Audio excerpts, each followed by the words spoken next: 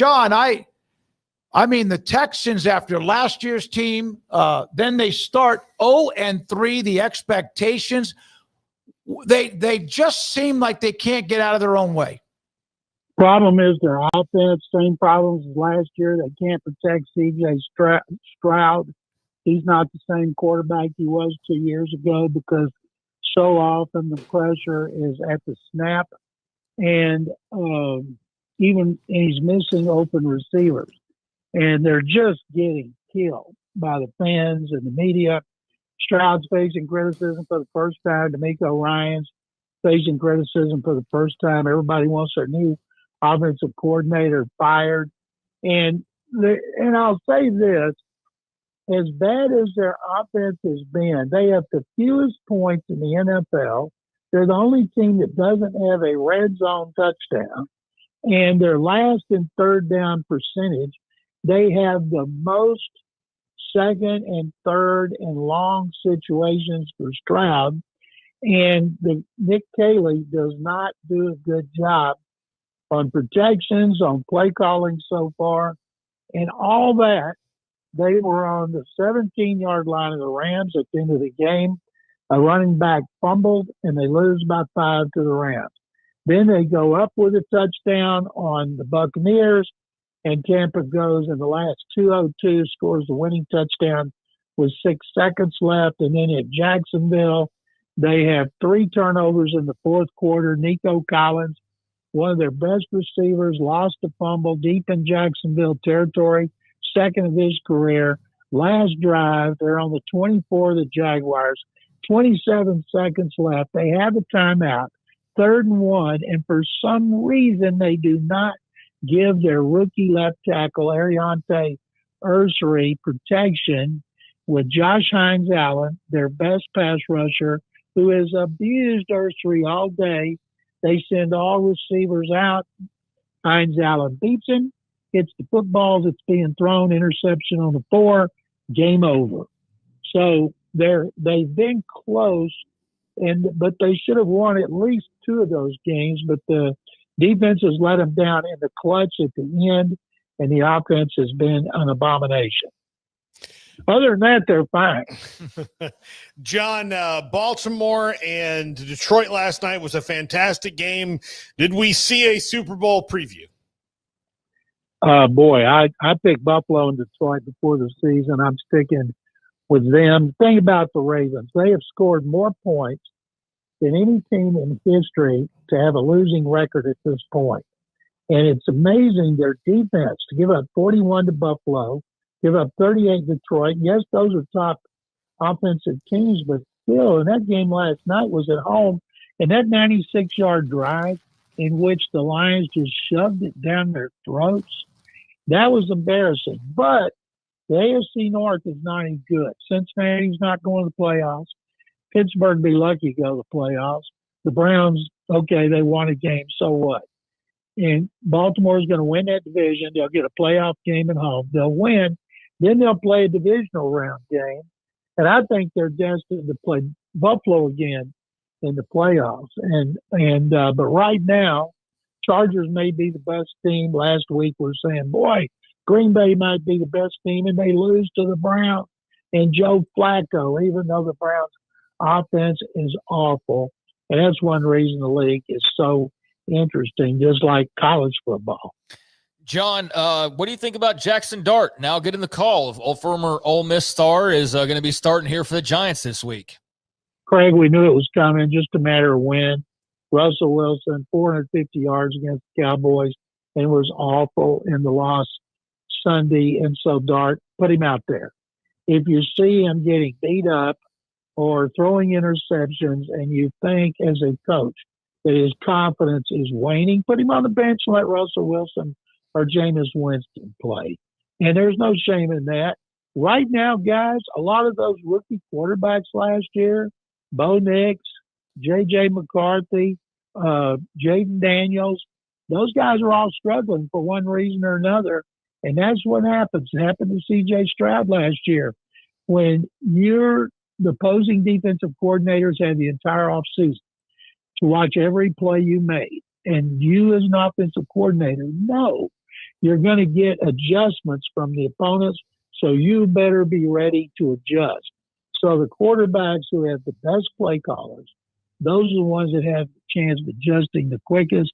And I think that'd be like Bo Nix because, he's got a head coach who is a proven play caller with a Super Bowl resume. And Sean Payton always calls the plays there.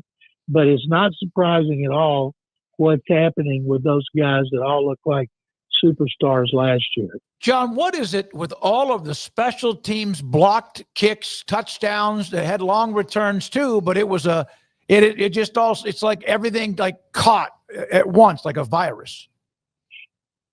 And we've seen a couple called back because of leverage. And I guess the way it's going, Philadelphia had 2 in the fourth quarter. In the off season, teams will probably try to outlaw it because they can't stop it like the tush push. Yeah, no more blocked field goals. Yeah, you know what though? That early movement from the guard on the right side when you show it in slow motion, I can see where some other teams might go, no, this is a little bit more unfair. We gotta curtail this. Oh, I think in off season, tush push is gone. Yeah, and a big problem is the officials.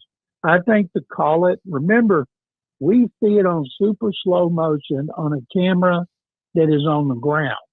And I think unless an official can lie on the ground where his face is planted on the yard line and he can see underneath everybody, he might need binoculars, you're going to have it like that. I don't think there's anything they can do about it unless they were to say, okay, we're going to review it. Oops, you jumped early. You're going to have to do it again.